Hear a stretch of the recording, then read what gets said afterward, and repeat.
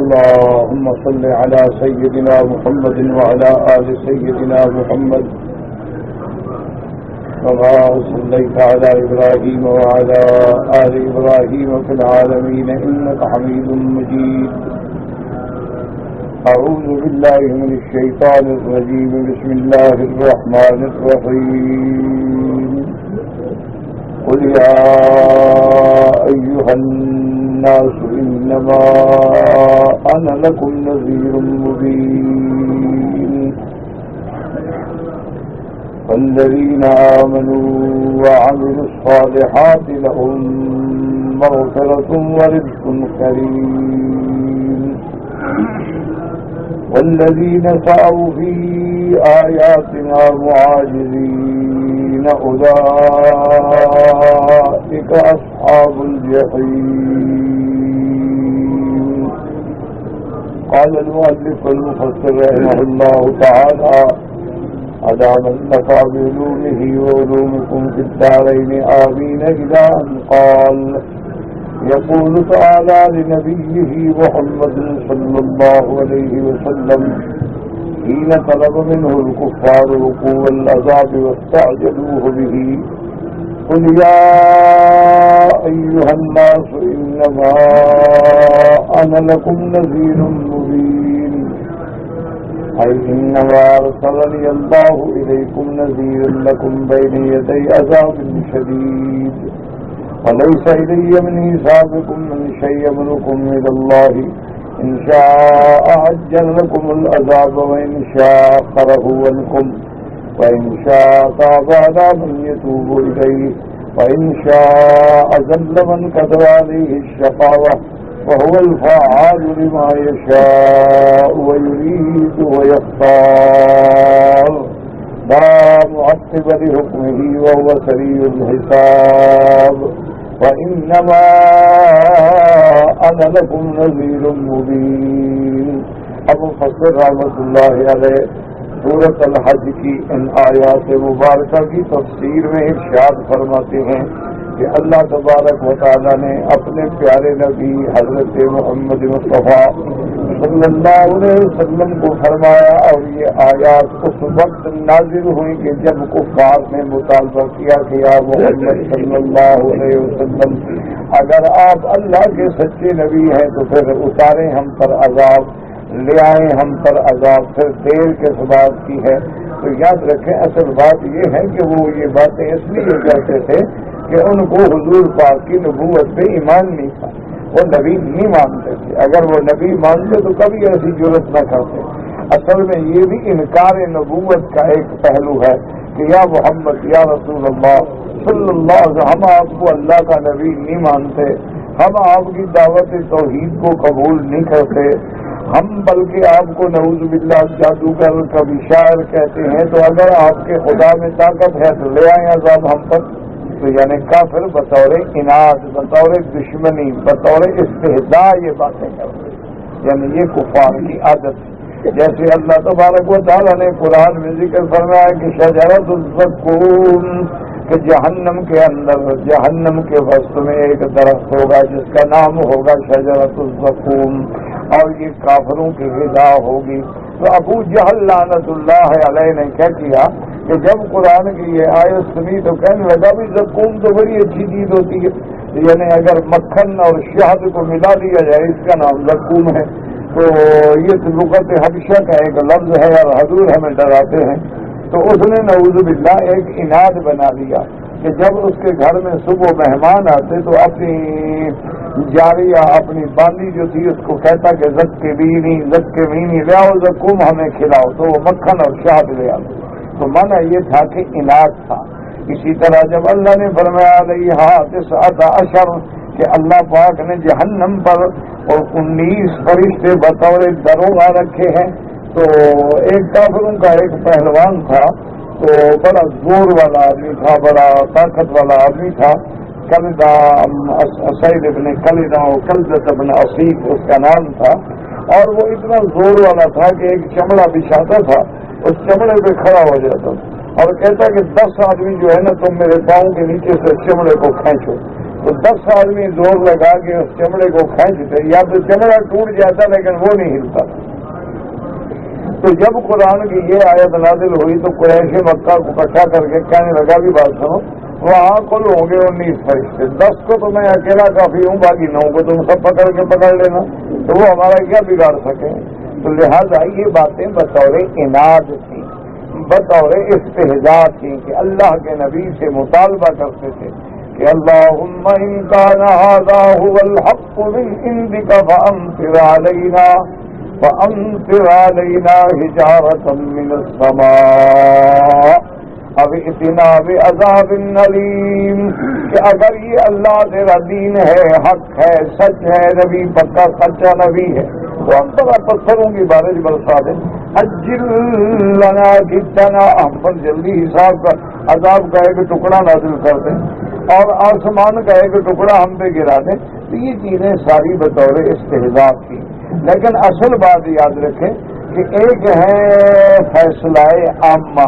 فیصلہ عامہ تو یہ ہے کہ دنیا دارالعمل ہے اور آخرت دارالجزا ہے، کہ جو کچھ ہم یہاں کریں گے اس کی سزا جزا قیامت میں ملے گی مرنے کے بعد۔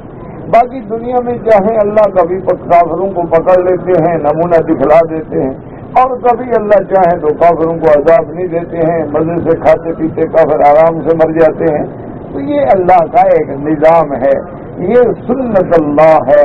اس لیے کوئی بندہ یہ نہیں کہہ سکتا کہ دیکھیں آج کافر اسلام کی توہین کر رہے ہیں، اللہ کے نبی کی تکذیب کر رہے ہیں، اللہ کے قرآن کو جھٹلا رہے ہیں، قرآن پاک کی اہانت کے مجرم ہو رہے ہیں، لیکن اللہ ان کو کیوں نہیں پکڑتے ہیں؟ یہ اللہ کا نظام ہے، وہ چاہے پکڑ لیں، وہ چاہے نہ پکڑیں، کیونکہ جو سب سے زیادہ طاقت والا، قوت والا، غلبے والی ذات ہے وہ اللہ کی، تو اللہ کی مرضی ہے، وہ چاہے تو جیسے قوم نوح کو پکڑ لیا، قوم لوط کو پکڑ لیا، قوم عاد کو پکڑ لیا، قوم سمود کو پکڑ لیا، قوم ابراہیم کو پکڑ لیا، قوم موسیٰ کو پکڑ لے، اللہ چاہے تو اب بھی کافروں کو پکڑ لے، لیکن اللہ چاہے تو نہ پکڑے، اس کی مرضی ہے، اس کا نظام ہے، یہ تو نظام عالم ہے، خدا ہم سے تھوڑا پوچھیں گے۔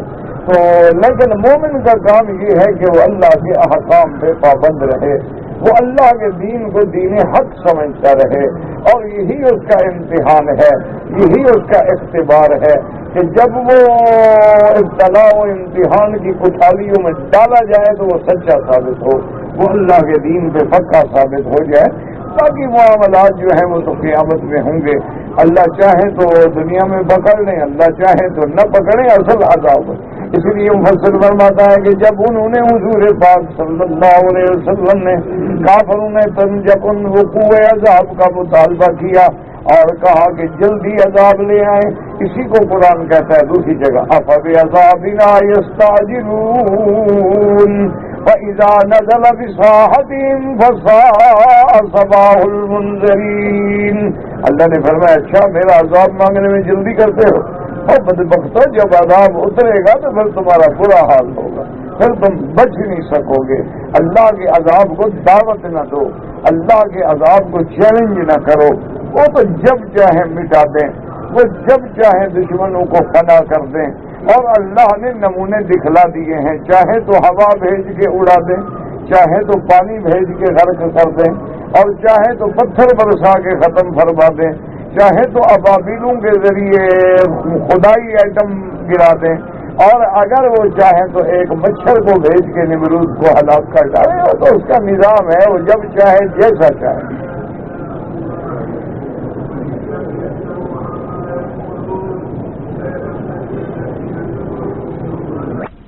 کمزور ہے، پریشان تو ہو جاتا ہے نا، فطری بات ہے۔ ایک دفعہ صحابہ نے بھی کہا حضور سے، جب صحابہ پہ ظلم و ستم کے پہاڑ ٹوٹے تو ایک صحابی نے کہا کہ یا رسول اللہ کب مدد آئے گی اللہ؟ تو حضور نے فرمایا اتنی جلدی گھبرا گئے، تو ان سے پہلے تو ایسے لوگ بھی گزرے ہیں اللہ کے پیغمبر کے جن کے سروں پہ آرا رکھا گیا،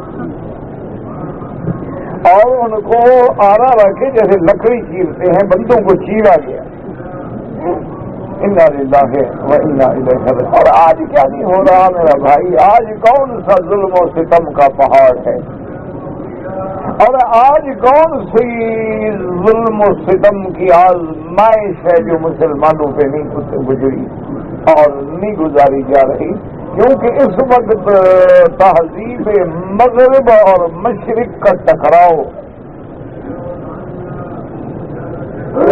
اس بات کو سمجھنے کے لیے لازم ہے کہ آپ ذرا تاریخ عالم پہ نظر رکھیں۔ اصل میں تہذیب مغرب اور تہذیب مشرق سمجھیں، مغرب سمجھ رہے تہذیب کافرانہ اور مشرق سمجھ رہے تہذیب اسلام، اس کو کہتے ہیں مغرب مشرق۔ تہذیب مغرب جو ہے نا، دراصل ان کا بہت ہی پرانا یہ قصہ ہے کہ انہوں نے مذہب کو اور سیاست کو اور دنیاوی معاملات کو بالکل الگ کر دیا، یعنی کلیسا کو اور اپنے نظام حیات کو انہوں نے الگ کر دیا۔ انہوں نے کہا کہ دیکھیں جی، مذہب جو ہے اس کا کوئی تعلق نہیں کہ ہمارے معاملات میں دخل دے۔ بات سمجھیں کہ کیوں وہ ہم سے لڑ رہے ہیں؟ کسی کو کالے کتے نے تو نہیں کہا نا پاگل ہو گیا۔ اصل بات یہ ہے کہ تہذیب مغرب جو ہے اس میں سارا یورپ آ گیا، سارا لاطینی ملک آ گئے، سارے کفر کی تہذیبیں آ گئی۔ ان لوگوں نے کلیسا سے اپنا رشتہ توڑ لیا اور یہ فیصلہ کر لیا، کرا لیا، منوا لیا کہ مذہب الگ چیز ہے، سیاست مدن جو ہے وہ الگ چیز۔ انہوں نے کہا جی کہ مذہب کا کوئی حق نہیں پہنچتا کہ وہ ہماری داخلی زندگی میں دخل دے، انسان کا یہ پرسنل معاملہ ہے، جو چاہے گرجا میں جا کے عبادت کرے اور وہاں جا کے اپنی دعائیں کرے، وہاں جا کے عیسیٰ علیہ السلام اور سیدہ مریم کی تقدیس کرے، پادریوں سے ملے، راہبوں سے ملے، کتابوں کا مطالعہ کریں، یہ اس کا پرسنل معاملہ ہے۔ ان کو اسلام، ان کے مذہب کو دین میں دخل نہیں۔ اس کا نتیجہ کیا نکلا کہ دین اور دنیا انہوں نے الگ کر دی، کہ دین الگ ہے اور دنیاوی زندگی الگ ہے۔ سمجھے، اس کو اپنے دماغوں میں بٹھائیں۔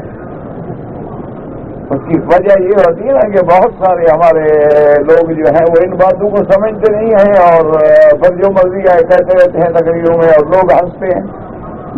دیکھو وہی صاحب تقریر کر رہے ہیں، ان کو پتہ ہی نہیں ہے بیچارے۔ انہوں نے جب مذہب کو الگ کر لیا تو اب اس کا نتیجہ کیا نکلا کہ ان کی تہذیب جو تھی وہ ایسے بگڑی کہ مذہب کی پابندی تو ہے نہیں، روکے کیا بھائی؟ روکتا تو انسان کو مذہب ہے نا، اب مذہب تو ہو گیا الگ، اور مذہب والے جو تھے وہ بھی راضی ہو گئے۔ انہوں نے کہا ٹھیک ہے، آپ ہمیں وظیفہ دیں، آپ ہمیں فنڈ دیں، آپ ہمیں پیسہ دیں، آپ ہمیں گاڑیاں دیں، آپ ہمیں NGOs بنانے دیں، ہم ہر جگہ جائیں گے، وہاں ہاسپٹل بنائیں گے، وہاں ہم بڑے بڑے کالج قائم کریں گے، مشنری اسکول بنائیں گے اور لوگوں کو اپنے دین کی طرف راغب کرنے کی کوشش کریں گے۔ جبر ہم کسی پہ نہیں کریں گے۔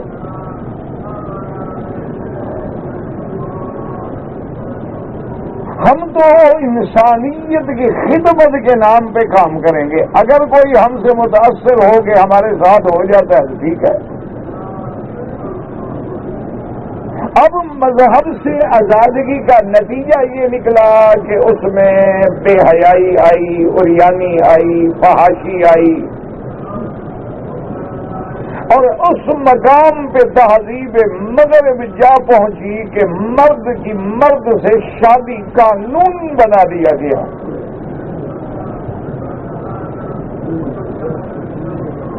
کہ بھئی ایک مرد جو ہے وہ ایک مرد سے شادی کرنا چاہتا ہے، ٹھیک ہے، اس کے رائٹس ہیں، اس کے حقوق ہیں، آزادی ہے، وہ جو چاہتا ہے، تو مذہب کا کیا تعلق ہے؟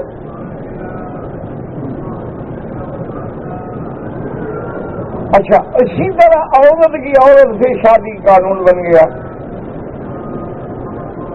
وہ بھائی انہوں نے کہا یہ غیر فطری فیل ہے، تو مذہب کا کیا تعلق ہے کہ ہمارے ڈرائنگ روم میں دخل دے، ہمارے بیڈ روم میں دخل دے، اس کو کیا حق پہنچتا ہے کہ ہمارے اندر داخل ہو جائے؟ ہماری مرضی ہے۔ اگر مرد عورت سے شادی نہیں کرنا چاہتا، وہ کسی لڑکے سے کرنا چاہتا ہے، تو آپ کون ہے روکنے والے؟ اچھا لڑکی جو ہے وہ کہتی ہے ٹھیک ہے میں کسی مرد سے شادی نہیں کرتی، میں لڑکی سے کرنا چاہتی ہوں، میرا اس سے پیار ہے، ٹھیک ہے پھر سلائی۔ اچھا جی وہ پہننا چاہتی ہے سکرٹ، انہوں نے کہا ٹھیک ہے، انہوں نے کہا وہ تو صرف بکنی اور نیکر میں دوڑنا چاہتی ہے، ٹھیک ہے بھائی کہ اس کا حق ہے۔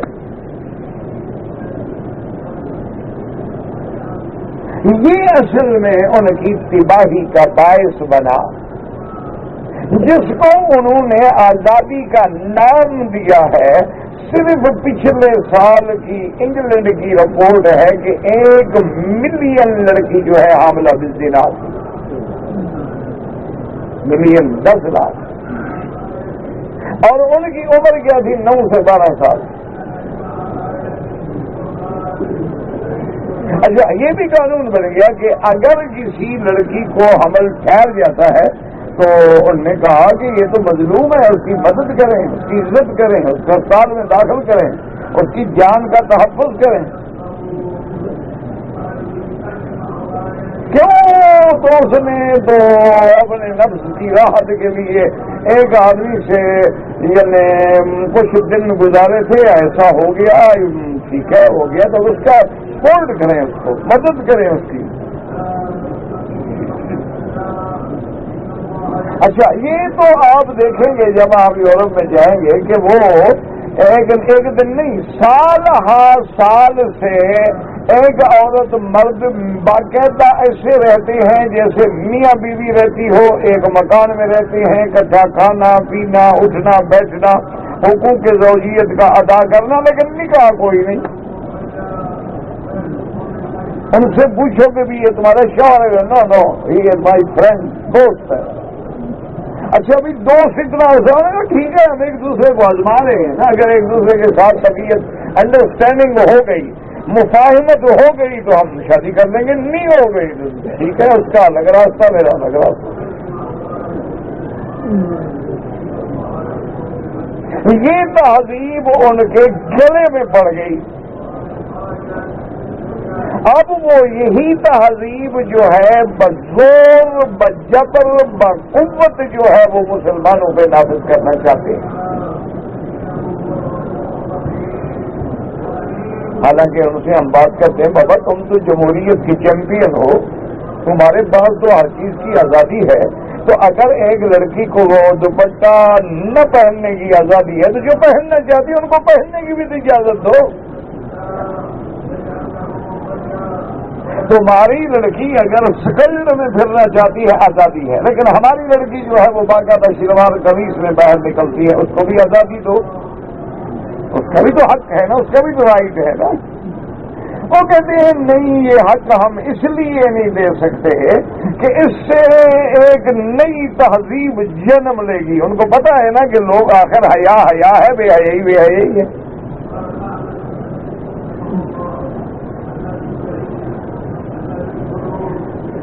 تو اگر ہم نے یہ اجازت دے دی تو حق ہے اسلام کا، ہر حکم جو ہے وہ بالکل عدل ہے، انصاف ہے، پھر لوگ ہماری تہذیب کو چھوڑ دیں گے اور اسلامی تہذیب کو اپنا لیں گے، لہذا ہم یہ اجازت نہیں دے سکتے۔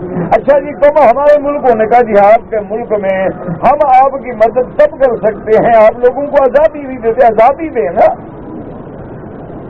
باقاعدہ شو کیے جائیں، اس کو کلب بنائے جائیں، باقاعدہ مجروں میں ڈانس ہو، اور ڈانسر جو ہے وہ 3 پیس ڈانس کرے، 2 پیس کرے، 1 پیس کرے، وداؤٹ لباس کرے، کرنے دو، پھر ہم تمہاری مدد کریں گے۔ اور تم ہماری طرح جیسے ہم سالگرہ مناتے ہیں مناؤ، ہم جس طرح نیو ایئر نائٹ مناتے ہیں کہ آج ہمارے نئے سال کی رات ہے، تم بھی مناؤ۔ ہم جیسے کرسمس مناتے ہیں تم بھی مناؤ۔ ہم جیسے ویلنٹائن ڈے مناتے ہیں تم بھی مناؤ، ہم جیسے بسنت مناتے ہیں تم بھی مناؤ، ہم جیسے دوڑے لگاتے ہیں تم بھی لگاؤ، پھر تو ہم سوچیں گے کہ تم آزادی کی طرف آ رہے ہو، پھر ہم تمہاری مدد کریں گے۔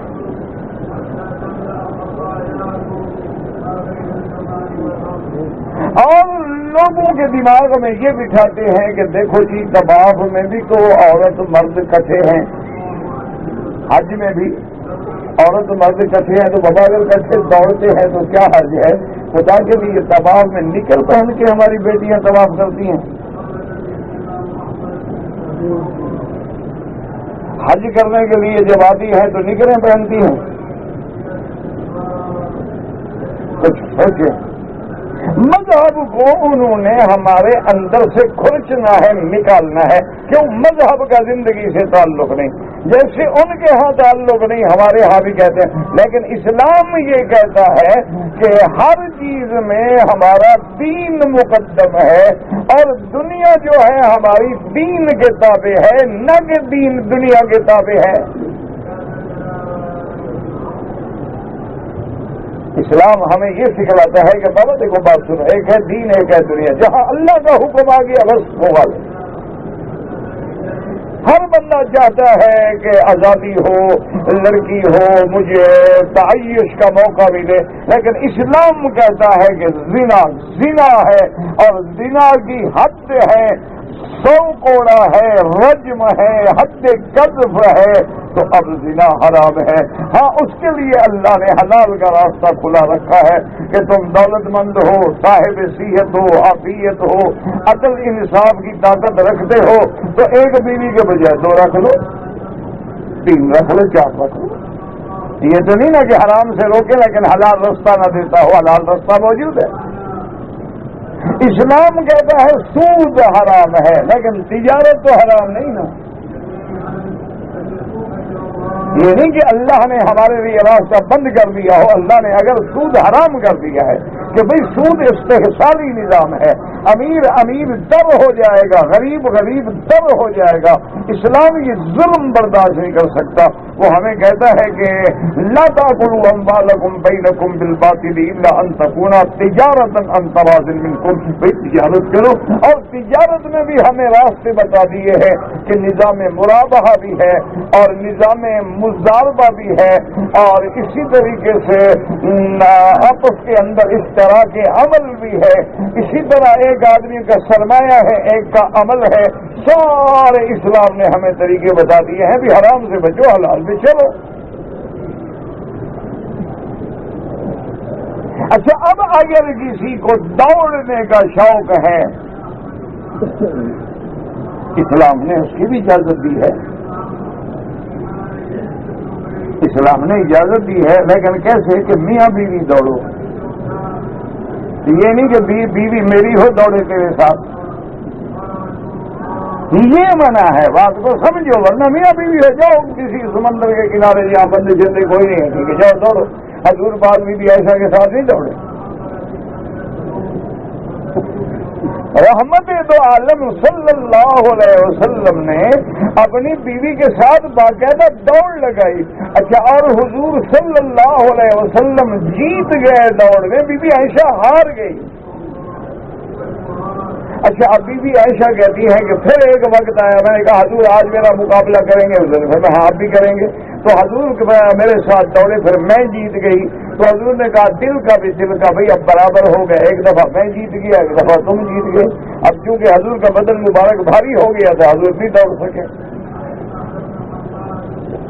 تو اسلام ہمیں کہتا ہے کہ بھی تیری بیوی ہے، جاؤ دوڑو، جاؤ کٹھے سیر کرو، بیوی کا حق ہے، اس کو باہر لے جاؤ، یہ تو نہیں کہ گھٹن میں اس کو بند رکھو، لیکن اس کی نظر خامد پہ پڑے، خامد کی نظر بیوی پہ پڑے، تو اس کے خامد کو یہ حق نہیں کہ لوگوں کی بیویوں کے ساتھ دوڑے، اور نہ بیویوں کو حق ہے کہ لوگوں کے شوہروں پہ ڈاکے ڈالیں اور دوڑ کے ان کو گمراہ کریں۔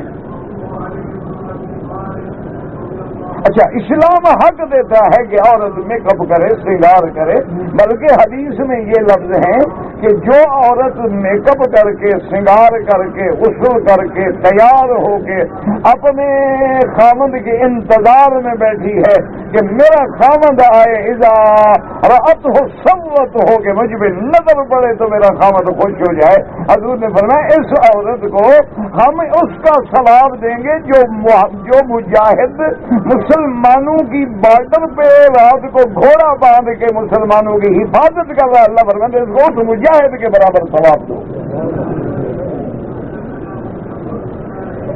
کیوں کہ اپنے خامند کو گناہ سے بچا رہی ہے نا۔ اگر خامند گھر میں آئے اور بیوی کے چہرے پہ 12 بجے ہوئے ہوں، لعنت برس رہی ہو، اگر خامد گھر میں آئے اور بیوی کے چہرے پہ جناب تمام دنیا کا غصہ چڑھا ہوا ہو اور بد زبانی پہ تیار ہو، تو لازمی بات ہے خامد گناہ کرے گا، کہاں جائے گا؟ فرشتہ تو ہے نہیں بھائی۔ جب اس کو گھر میں روٹی نہ ملے تو کسی کی روٹی تو چھینے گا یا چھینے گا یا چرائے گا؟ اسلام کہتا ہے نہیں۔ اور حضور صلی اللہ علیہ وآلہ اور اندازہ کریں کہ سیدہ فاطمہ الزہرا رضی اللہ عنہا، ہمارا ایمان ہے ساری کائنات کی عورتیں ایک طرف ہیں اور فاطمہ ایک طرف ہے، عائشہ ایک طرف۔ جب حج پہ آئی ہیں حضور صلی اللہ علیہ وسلم کے ساتھ ہیں اور حضور 4 ذی الحجہ کو مکے میں پہنچے ہیں، حضرت علی نے یمن سے آنا تھا، 4 ذی الحجہ کو بی بی صاحبہ نے عمرہ کیا، طواف کیا، صفا مروا دوڑی، بال مبارک کٹائے، غسل کر کے اس دور میں جو میک اپ کا سامان تھا کیا ہوتا تھا، تیل لگا لیا بالوں کو، سرما آنکھوں میں ڈال لیا، کوئی مساگ استعمال کر دیا، تو آپ بی تیار ہو کے بیٹھ گئی۔ حضرت علی جب آئے تو اپنے خیمے میں گئے تو دیکھا کہ بی بی صاحبہ تو ماشاءاللہ نہا دھو کے بال بنا کے تیار بیٹھی ہے، اور علی غصے میں آ گیا، فرمایا فاطمہ کیا کر رہی ہے تم؟ حضرت علی جوش میں آ گیا، ناراض ہو گیا، فرمایا فاطمہ معذرت ہو علی، تمہیں پتا ہے کہ میں اپنے گھر سے 6 مہینے سے دور ہوں اور میں بیوی سے دور ہوں اور میں یمن سے آ رہا ہوں اور حج کے دن ہیں، میں نے احرام باندھا ہوا ہے، تم بن سمر کے بیٹھی ہو، میری طبیعت تمہاری طرف مائل ہو، میرا احرام خراب ہو جائے، عمرہ خراب ہو جائے، تم نے ایسا کیوں کیا ہے؟ اور میں نے کہا مجھ سے غصہ نہ کرو، جاؤ نبی سے پوچھو۔ انہوں نے کہا علی لڑنے کی کیا ضرورت ہے؟ جب اللہ کا نبی موجود ہے تو جا کے مسئلہ پوچھو۔ حضور کے پاس حضرت علی جوش میں آئے، فرمایا دیکھیں بی بی حضور نے فرمایا یہ بتلاؤ کہ بی بی فاطمہ کا حج تمتع ہے، تمتع کا تو معنی یہی ہوتا ہے نا کہ عمرہ کر کے احرام کھول کے نفع اٹھاؤ۔ اب اس بیچاری کو یہ پتا نہیں تھا کہ تمہارا حج کیا ہے، اس کو تو پتا نہیں تھا کہ تم کس حج کی نیت کر کے آ رہے ہو، تو اس نے کہا ہو سکتا ہے میرے شوہر کا بھی تمتع ہو اور ہم نے اب 8 ذی الحجہ کو مینا جانا ہے تو 4 دن میں خامد ہے، اس کا حق ہے، وہ نفع اٹھانا چاہے اور میں کہوں کہ نہیں میں تو احرام میں ہوں۔ اور حضور نے فرمایا اچھا تم غصے کو جانے دو علی، یہ بتاؤ کہ تمہاری نیت کیا ہے؟ اس نے کہا یا رسول اللہ میں جب میقات میں پہنچا یمن سے، میں جب یلملم آیا، میقات والوں کا یمن والوں کا میقات جو ہے یلملم ہے خط لیس پہ، تو میں جب وہاں آیا تو اب مجھے تو پتا تھا نہیں، تو میں نے یہی دل میں دعا کی کہ یا اللہ میری نیت وہ ہے جو تیرے نبی محمد مصطفیٰ، رسول اللہ مجھے تو پتا نہیں تھا نا کہ آپ کون سا حج کر رہے ہیں، اب مجھے تو پتا نہیں ہے کہ آپ قران فرما رہے ہیں، تمتع فرما رہے ہیں، حج افراد فرما رہے ہیں، تو یہاں سے مسئلہ بھی سمجھ لو کہ اگر ائمہ اثنا عشر عالم الغیب ہوتے تو حضرت علی کو پتا ہوتا نا کہ نبی کا احرام کون سا ہے۔ ہاں جی کہتے ہیں نا کہ 12 امام سب جانتے ہیں۔ اچھا ہمارے سنی جو تھے نا انہوں نے کہا یار یہ شیعہ نمبر لے جائیں گے، انہوں نے کہا 12 امام کیا ہمارا ہر پیر جانتا ہے. انہوں نے کہا آؤ جناب مقابلہ کرتے ہیں، تم 12 پہ کھڑے ہو، ہمارا ہر پیر جانتا ہے. حتیٰ کہ کتابوں میں لکھا ہے باقاعدہ کہ نطفہ جب فرج عورت میں قیام کرتا ہے تو مرشد دیکھ رہا ہوتا ہے. اعتبار نہ ہو نا انباء المصطفیٰ، مقیاس حقیقت، مقیاس حنفیت، ملفوظات، ان کتابوں میں جا کے دیکھ لو یہ لکھا ہوا ہے کہ نہیں. اچھا خدا کی قدرت ہے جب اللہ مت مارتا ہے نا، دعا کرو مت نہ ماری جائے. جب اللہ مت مارتے ہیں تو اتنے بڑے مولوی کو لکھتے شرم بھی نہیں آتی کہ نطفہ فرج میں ٹھہرتا ہے کہ رحم میں ٹھہرتا ہے. مت ماری گئی نا. جب اللہ مت مار دیتے ہیں تو ایسی کتابیں لکھی جاتی ہیں. اب جناب دیکھیں ہمارے حضرات ورنہ دیکھیں یہاں یلملم کتنی دور ہے. حضور مکے میں موجود ہیں. میرے مدنی باغ نے احرام باندھا مدینے سے، حضرت علی نے باندھا یلملم سے. حضرت علی کو پتہ نہیں کہ میرے نبی نے کیا احرام باندھا ہے. اس نے کہا یا رسول اللہ صلی اللہ علیہ وسلم، میں نے نیت کی تھی کہ بما نوا رسول اللہ ہے کہ میرا اللہ میری نیت بھی وہی ہے جو تیرے نبی کی نیت ہے. تو حضرت علی کو علم غیب نہیں تھا. اچھا حضور کو تھا، حضور کو ہوتا تو کیوں پوچھتے علی تمہاری نیت کیا ہے.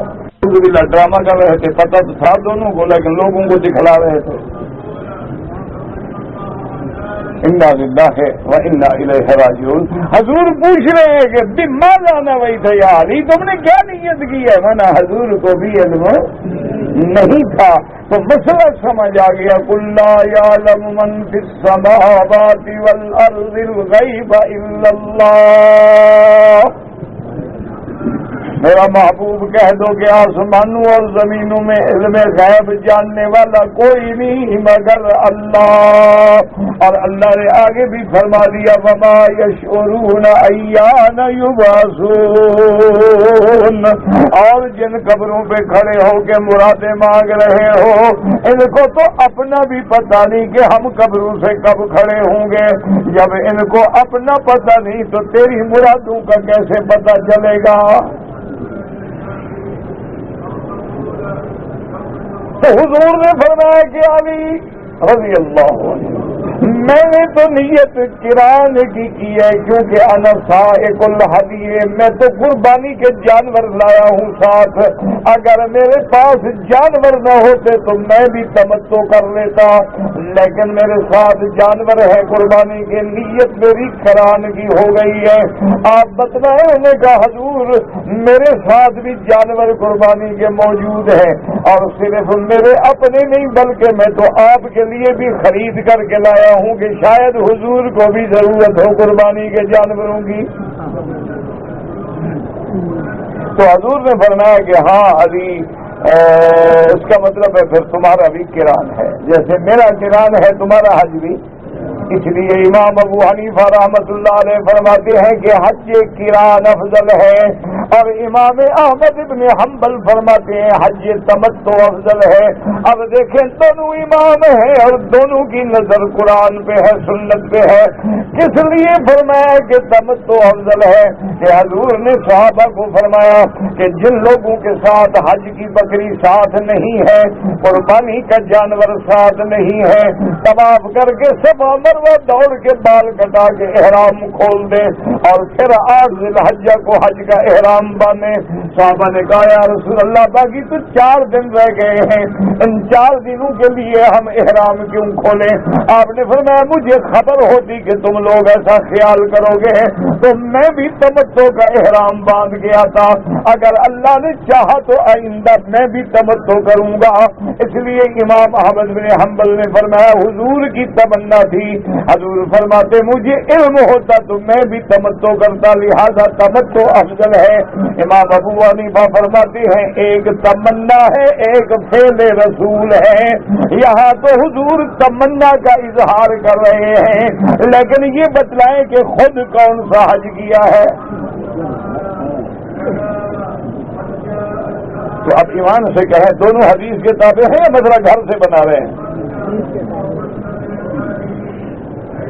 امام صاحب فرماتی ہیں میرا ایمان ہے کیونکہ نبی افضل، میرے مدنی کا حج بھی افضل، اس لیے اللہ نے آپ کا حج اس دن کیا جو دنوں میں یوم جمعہ بھی افضل فرمایا، اس لیے قران افضل ہے۔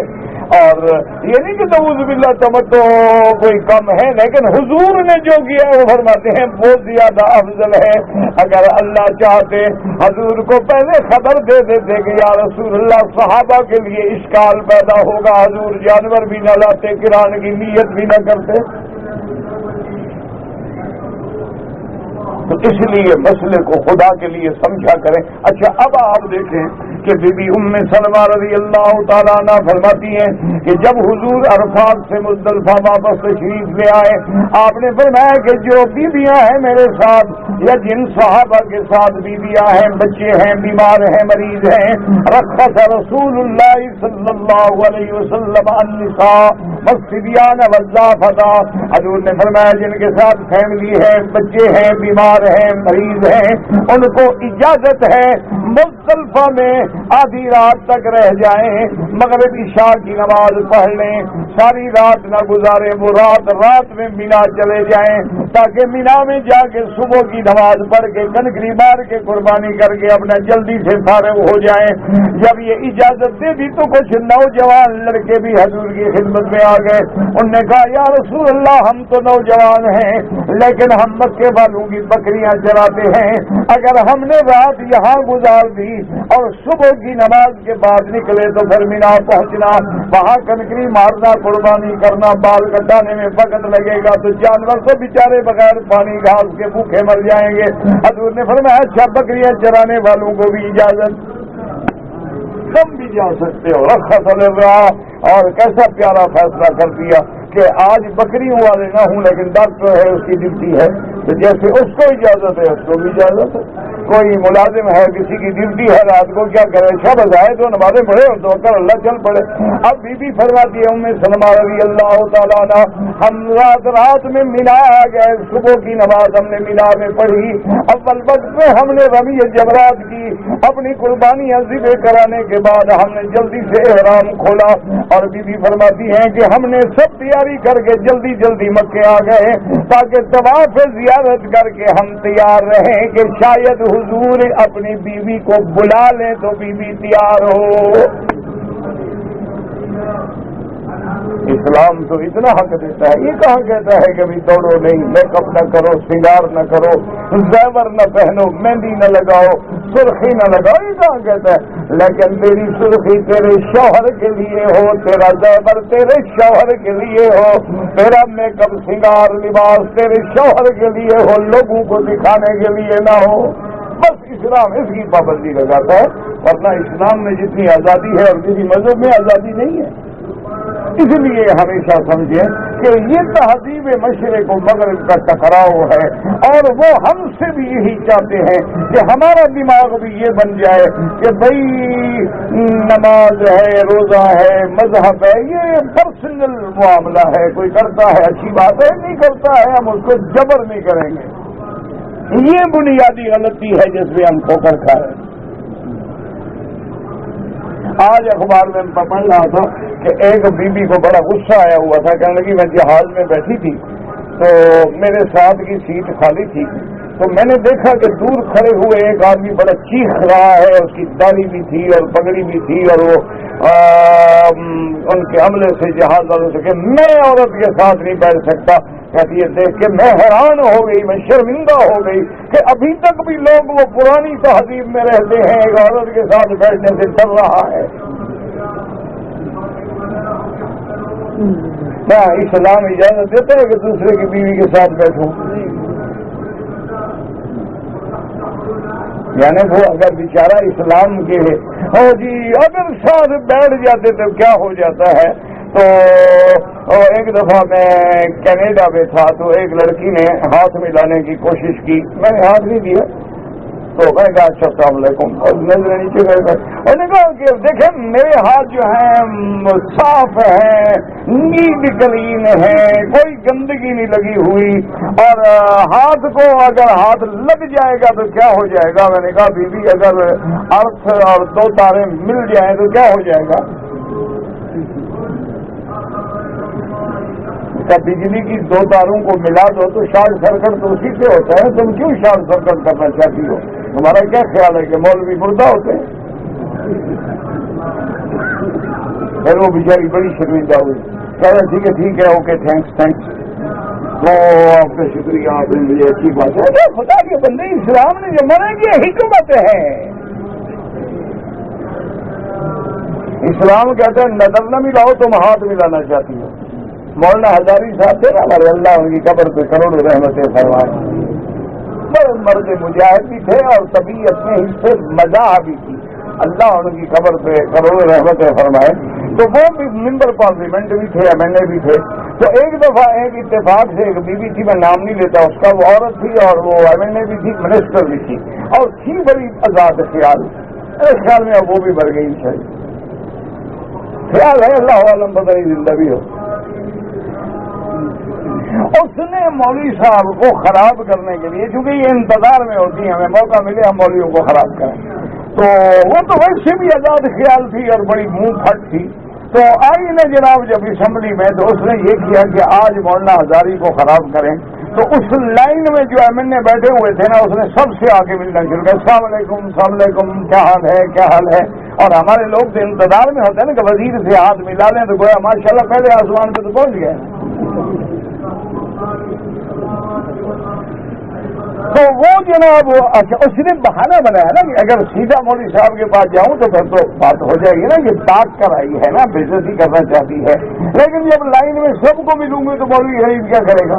اب اگر ہاتھ نہ ملائے تو یہ پارلیمنٹرین روایات کے خلاف ہے، آداب کے خلاف ہے، ہاتھ ملائے تو مولوی پھنستا ہے کہ غیر محرم عورت سے ہاتھ ملائے گا، کیمرے لگے ہوئے کلک کریں گے محفوظ ہو جائیں گے۔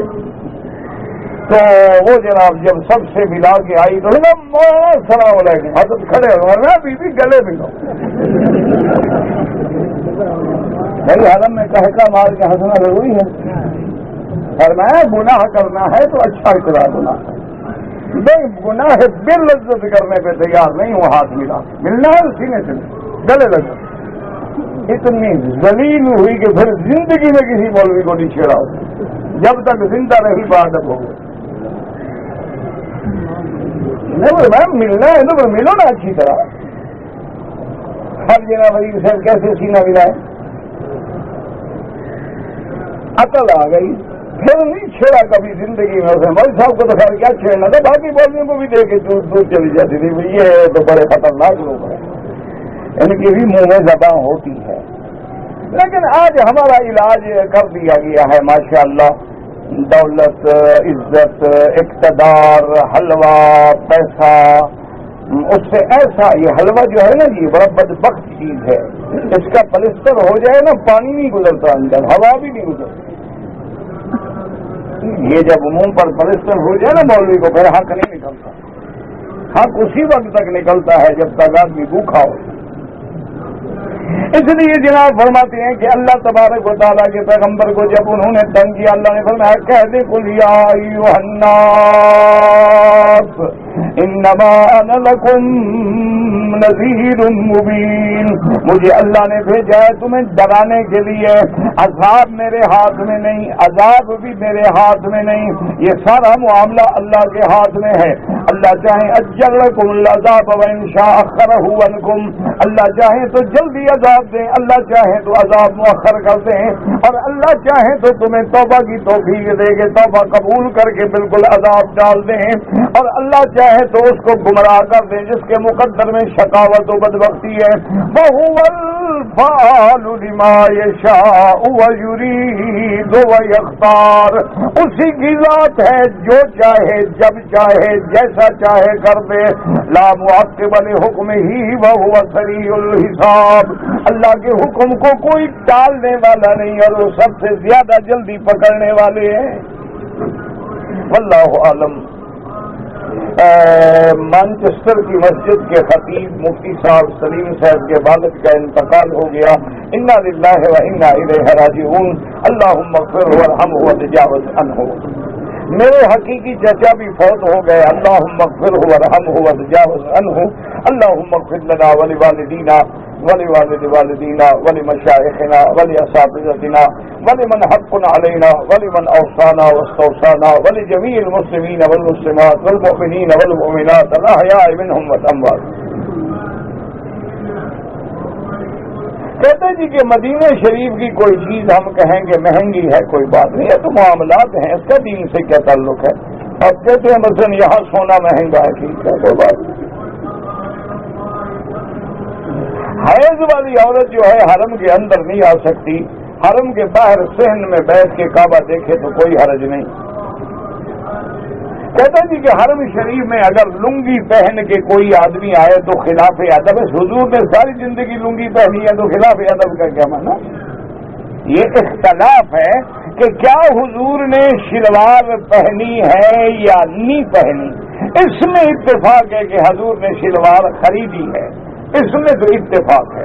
اور آپ نے تعریف بھی فرمائی کہ یہ اچھا لباس ہے کہ آدمی کا سطر محفوظ رہتا ہے، کھلتا نہیں ہے. لیکن اس میں اختلاف ہے کہ کیا حضور پاک نے خود بھی شلوار پہنی ہے.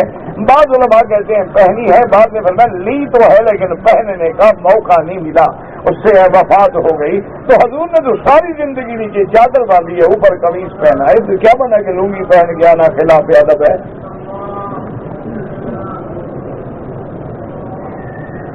اگر ہماری ٹکٹ آ گئی، ڈیٹ آ گئی اور عورت حیض میں ہے تو کوئی حرج نہیں، اس پہ کوئی طواف الوداع نہیں.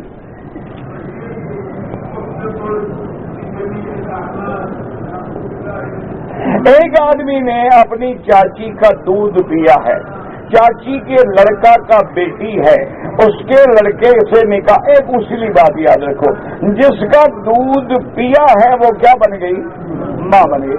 اس کے جتنے بیٹے بیٹیاں ہیں اس کے کیا بن گئے؟ بھائی بہن. بس سیدھی سی بات. کہتے ہیں جی کہ کفیل اگر میرے حقوق ادا نہ کرے تو میں اس کے دکان سے اپنے حق کے برابر لے سکتے. امام ابو حنیفہ کا نام حنیفہ، جو حنیفہ کا معنی عورت تو نہیں ہوتا. کیسے کہا ہے آپ کو؟ یہ آپ کیسے کہا ہے؟ ماکان ابراہیم یہودی ولا نصرانی ولا کن کانا، تو کیا معنی ہو گیا؟ یہ عجیب بات. اچھا کسی صحابی کا نام ابو سلمہ ہے تو کیا کہیں گے؟ اس کا نام عورت پر کیوں ہے؟ نہ تمہیں اللہ نے یہی نصیب میں لکھا ہے کہ ائمہ کی برائیاں ڈھونڈو. ہاں تمہارے مقدر میں خدا نے یہی شاید لکھ دیا ہے کہ اللہ والوں کی برائیاں تلاش کرتے رہو اور اسی میں اللہ پکڑ لے. بابا اگر چلو مان لیا ابو حنیفہ نسبت عورت کی طرف ہے، ابو سلمہ اس کو کیا کہو گے؟ ابھی ہریرہ کی نسبت بلی کی طرف ہے، اس کو کیا کہو گے؟ کیوں خامخواہ ایسی باتیں کرتے ہو جاہلیت کی وجہ سے؟ میں بیشا سے آتا ہوں، جدہ آتا ہوں، میقات کراس کرتا ہوں. اگر آپ کا آنا دینی معاملے کے لیے ہے تو لازمی عمرہ کریں. اگر نوکری ہے، کاروبار ہے، ڈرائیوری ہے، گزرتے ہیں آتے ہیں تو کوئی ضروری نہیں. قرآن شریف کو چومنا جو ہے وہ حدیث میں ثابت نہیں ہے.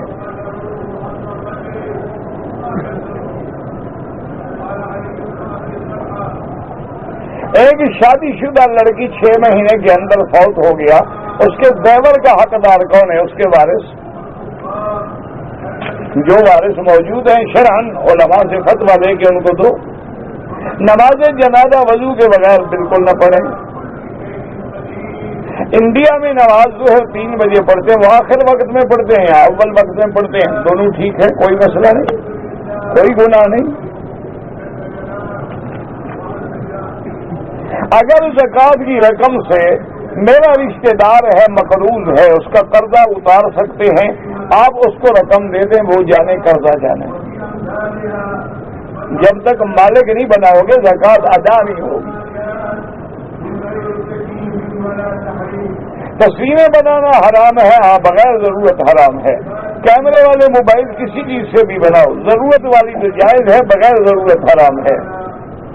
مرزائیوں کے ساتھ کھانا پینا جائز ہے، ہر کافر کے ساتھ کھانا پینا جائز ہے، یہودیوں کے ساتھ بھی جائز ہے.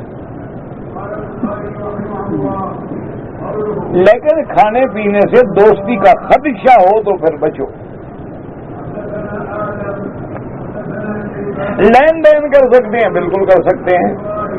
تصویر سامنے ہو تو نماز نہیں ہوتی، ہاں مکروہ ہو جاتی ہے، یہ نہیں کہ نہیں ہوتی، نماز تو ہو جائے گی. لیکن تصویر ہو تو نظر تصویر میں پڑ جائے تو خشوع ٹوٹ جائے گا.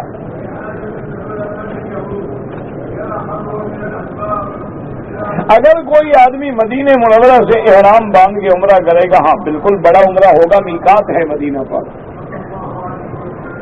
سنت غیر مؤکدہ نفل ہوتی ہے. سنت وہ ہے جو حضور نے پڑھی ہے لیکن زیادہ پابندی نہیں کی، غیر مؤکدہ ہو گئی. نفل تو نفل ہے. کہتے ہیں کہ بعض لوگ جو ہیں گادا میں بیٹھ کے انگلی ہلاتے ہیں، کوئی حرج نہیں. بعض ایک دفعہ ہلاتے ہیں، بعض لوگ کہتے ہیں کہ گانا یحرے کو تو ماضی ہے اور یحرے کو استمرار پہ دلالت کرتا ہے. ورنہ بہرحال یہ ایسا کوئی مسئلہ نہیں ہے، ہر انگلی وہ ہلاتا ہے، تمہیں کیا تکلیف ہے؟ چھوٹے چھوٹے مسئلے ہیں، کیوں حضور کی امت کو لڑا رہے ہیں؟ کوئی ہلاتا ہے، کوئی نہیں ہلاتا ہے، سب کی نمازیں ٹھیک ہیں. اگر نماز میں ہم سورت ملائیں گے تو بسم اللہ پڑھیں گے، بالکل پڑھیں گے. ہر سورت کے اول میں بسم اللہ پڑھیں گے. ہم اپنا عمرہ کر چکے ہیں، مسجد عائشہ سے عمرہ کرنا چاہتے ہیں. امام شافعی، امام ابو حنیفہ رحمۃ اللہ علیہ کے نزدیک جائز ہے. امام احمد بن حنبل فرماتے ہیں ضرورت ہو مجبوری ہو تو کرے ورنہ نہیں.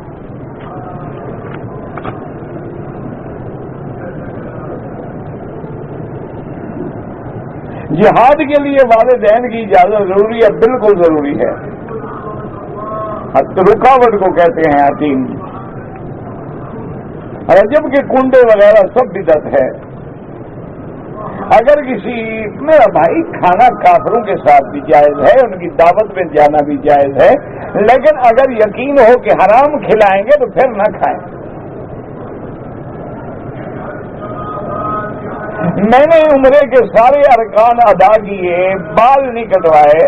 24 گھنٹوں کے بعد پتہ چلا کہ دم لازم ہو گیا. ٹیکسی لے کر میں میقات طائف کو کہا، مجھ سے 70 ریال وصول کیے، میقات کے بجائے مسجد تنعیم لے گیا. بہرحال وہ دم پڑ گئی، اب کوئی حل نہیں اس کا.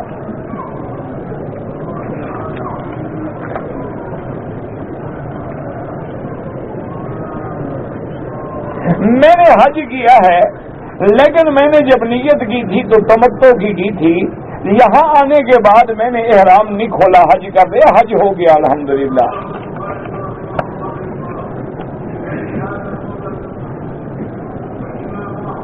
ایک آدمی نے طیش میں آ کر اپنی بیوی کو طلاق دے دی. میرا بھائی طیش میں ہی طلاق دیتا ہے، کوئی ہوش میں بھی دیتا ہے؟ بلا طلاق ایسی بلا ہے کہ طیش میں دو یا ہوش میں دو ہو جاتی.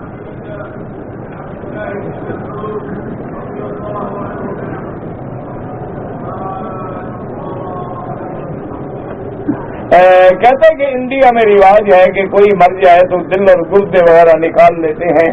یہ مسئلہ اختلافی ہے. ایک ہے کہ تم نکال لو، کسی کو اجازت نہیں. ایک ہے کہ اس نے زندگی میں اپنی حیات میں ہوش و حواس کے ساتھ اجازت دے دی تھی کہ میرا کوئی عضو نکال کے کسی اور مریض کے کام آ جائے تو اس پر علماء اجازت دیتے ہیں. اونٹ کو کھڑا کر کے ذبح کرنا، ہاں افضل یہی ہے، لیکن گرا کے بھی ذبح کرو جائز ہے. افضل یہ ہے کہ اونٹ کو کھڑا کرو، اس کا ایک پاؤں باندھ دو، 3 پاؤں پہ کھڑا رہے اور نیچے سے ذبح کرو.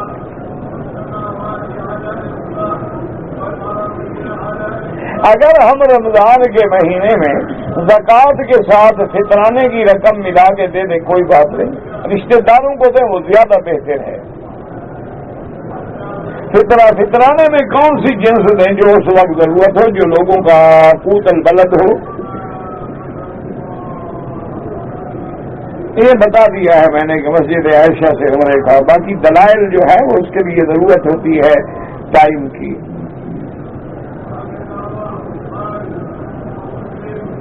کہتے ہمارے کچھ مولوی صاحب ہیں وہ حرم شریف میں نماز نہیں پڑھتے، اللہ نے محروم کیا ہے تو میں کیا کر سکتا ہوں؟ یہ تو بدقسمتی ہے نا کہ بندہ خدا کے گھر میں بھی آ کے نماز سے محروم ہو۔ اچھا، اور اللہ کے کعبے کے امام کے پیچھے اگر نماز ادا نہ ہو تو پھر کہاں ہوگی؟ اچھا، جن کے پیچھے تمہاری نماز نہیں ہوتی ان کے ساتھ حج کیسے ہو جاتا ہے؟ یہ اللہ کی ناراضگی ہے کہ اندر شرک ہو نا، خدا اندر نہیں آنے دیتا، آ بھی جاؤ چھپ چھپا کے تو پھر جماعت سے محروم کر دیتا۔ دعا کرو اللہ ان کو ہدایت دے، کوئی دشمن نہیں ہے ہمارے، میرا بھائی مسئلے کی بات ہے، اللہ ان کو بھی ہدایت دے، اللہ ہمیں بھی ہدایت دے۔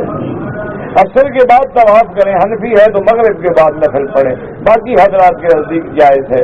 احرام کی حالت میں ہوائی چپل پہننا ضروری نہیں، کوئی جوتی بھی پہن لے بس ٹخنے ظاہر ہوں۔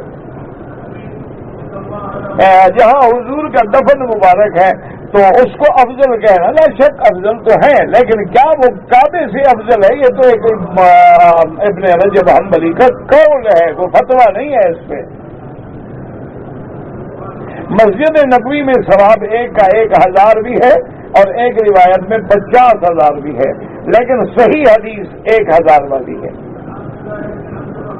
صحیح نام بقیع الغرقد اس جگہ کا نام ہے، جنت البقیع تو محبت سے تفاعل اسے کہتے ہیں، اس علاقے کا نام جو ہے البقیع الغرقد۔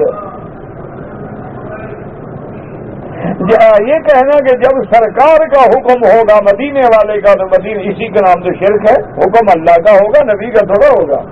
وما تشاءون الا ان یشاء اللہ۔ آپ حضور نور ہیں کہ بشر ہیں، 1400 سال میں آپ کو ابھی تک پتہ نہیں لگا، آپ کس نبی کا کلمہ پڑھتے ہیں؟ اللہ کے بندے، ہر نبی بشر ہے، اولاد آدم ہے، انما انا بشر مثلکم یوحی الی۔ بشریت کا انکار کرو تو آدمی کافر ہو جاتا ہے۔ جمعرات اور سوموار کو اعمال پیش ہوتے ہیں۔ مکہ اور مدینے میں طویل کہیں بھی نہ پہنے، بس قرآن کی آیات پڑھ کے دم کر دیا کریں یا پانی پہ دم کر کے پلا دیا کریں۔ وہ بعض علماء کہتے ہیں کہ اگر آیات قرآنی لکھے ہوں تو جائز ہیں، لیکن رستہ تو مل جائے گا نا، پھر اسی سے رستہ ملے گا نا۔ قرآن والا قرآن لکھے گا، شیطان والا تو شیطانی علوم لکھے گا، تو اس لیے بہتر ہے کہ راستہ ہی روک دو۔ یہ کہیں کہ اللہ اور رسول عالم ہاں کہہ سکتے ہیں۔ بغلوں میں بت ہوتے تھے، یہ ہم نے کہیں نہیں پڑھا، تم نے کہیں پڑھا ہے تو دکھا دو۔ مدینہ منورہ کی مٹی شفا ہے، ہاں بالکل شفا ہے۔ اگر حضور کو پیدا نہ کرتا تو عالم پیدا نہ کرتا، یہ حدیث ضعیف ہے، بلکہ بعض علماء کہتے ہیں موضوع ہے۔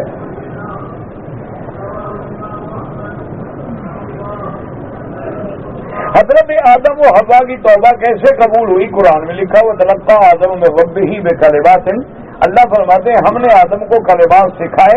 وہ کلمات کیا تھے؟ ربنا ظلمنا انفسنا ان لم تغفر لنا وترحمنا لنكونن من الخاسرین۔ یہ تو قرآن کا مسئلہ ہے۔ اگر قبر کے لیے فاتحہ پڑھیں کوئی حرج نہیں، لیکن یہ جو رواج ہے وہ نہ کریں۔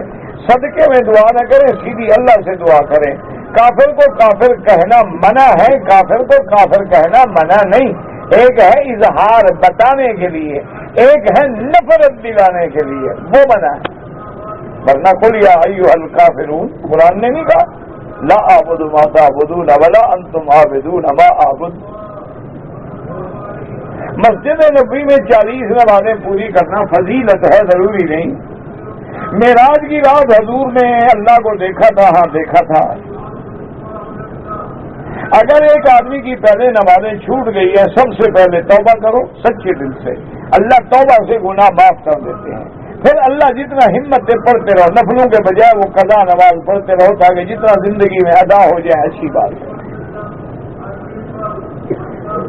اگر آدمی کا حالت احرام میں کوئی بال ٹوٹ جائے کچھ بھی نہیں ہوتا، صدقہ کر دو تو اچھی بات ہے۔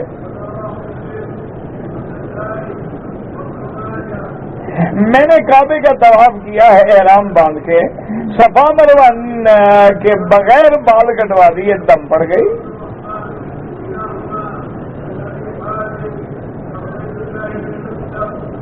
اگر ایک آدمی عصر کے بعد قضا نماز پڑھے جائز ہے. کہتے ہیں کہ صحابہ کے درمیان میں جو جنگیں ہو گئی ہیں کیونکہ اللہ سب سے راضی ہو گئے. کلن وعد اللہ الحسنى فبذلک کلاہما علی الحق والہدى. دونوں طرف والے جو ہیں وہ حق و ہدایت پہ ہیں اور دونوں طرف والے قاتل ہوں یا مقتول ہیں وہ جنتی ہیں کیونکہ ان کی نیت لڑائی کی نہیں تھی, ان کو دشمنوں نے دھوکے سے لڑا دیا ہے.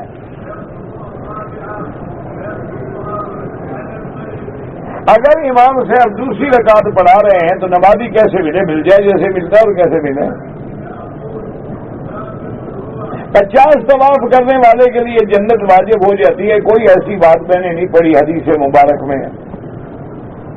اگر کوئی آدمی نماز مجبوری کی وجہ سے کرسی پہ پڑھتا ہے یا ڈسک پہ پڑھتا ہے کوئی حرج نہیں, اشارے سے سجدہ کرنے کافی ہے, آگے پھٹے رکھنے کی کوئی ضرورت ہی نہیں.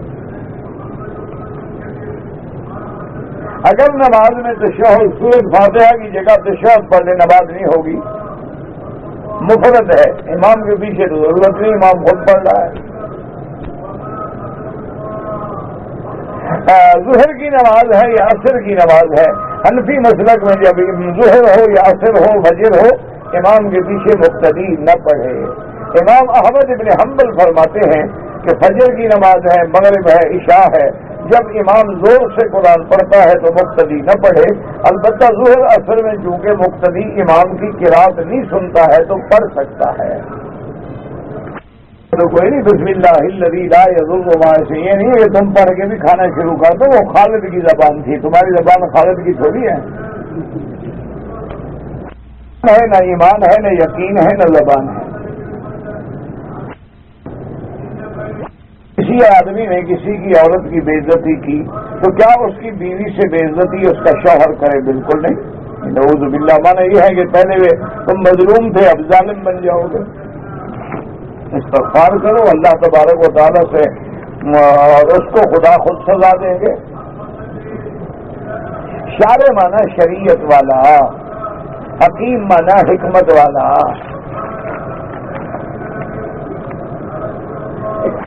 میں کل عوام الناس میں دل کو خوشی, غمی, سوچ, سمجھ, ارادہ, نیت کا منبع کہا جاتا ہے. کہتے ہیں دل کو خون پمپ کرنے والا, اعلیٰ قرار دے, احساسات کا مخزن نہیں مانتے. تو ہم نبی کی بات مانتے ہیں, سائنسدانوں کی نہیں مانتے. تم سائنسدانوں کی مان لو, ہم تو قرآن ہے کہ لہم قلوب لا یفقہون بہا فإنها لا تعمى الأبصار ولكن تعمى القلوب التي هي في الصدور.